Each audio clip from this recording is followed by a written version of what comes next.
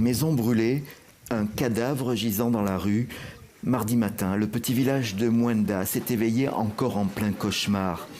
L'attaque de la nuit attribuée au groupe AFD laisse derrière elle au moins 21 morts. À cela s'ajoutent des blessés et des disparus. Les villageois qui ont tenté de fuir ont été les premières victimes. Encore un massacre dans cette région martyre de Rwenzori, à l'est de Beni, non loin de la frontière ougandaise. Aucun village n'est épargné. Kazereka Sekera Charles était cultivateur dans le village voisin de Lozeloz. Avec sa famille, ils avaient fui une attaque voilà une semaine. Cette fois, il a perdu sa femme et sa fille. Ne lui reste plus que ses albums de famille qu'il consulte au-delà de toute douleur. Ma femme, ma fille de 15 ans et moi, nous étions partis chercher de quoi manger. Nous sommes tombés dans les mains des ADF et elles ont été tuées. Je ne vois aucune raison de pleurer, car ça ne va rien changer. Le groupe armé ADF est certainement le plus meurtrier encore en activité dans les deux provinces du Kivu.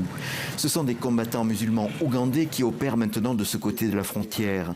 Mais la rumeur veut qu'il soit aussi contrôlé par des Congolais, une rumeur accréditée par le président Tshisekedi lui-même.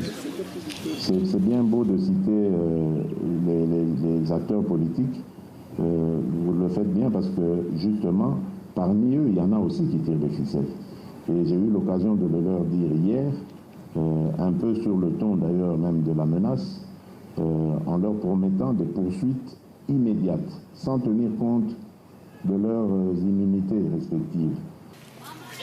Mais si l'armée nationale intervient sur le terrain, les promesses d'action sur ces acteurs ne se sont pas concrétisées et les atrocités se poursuivent.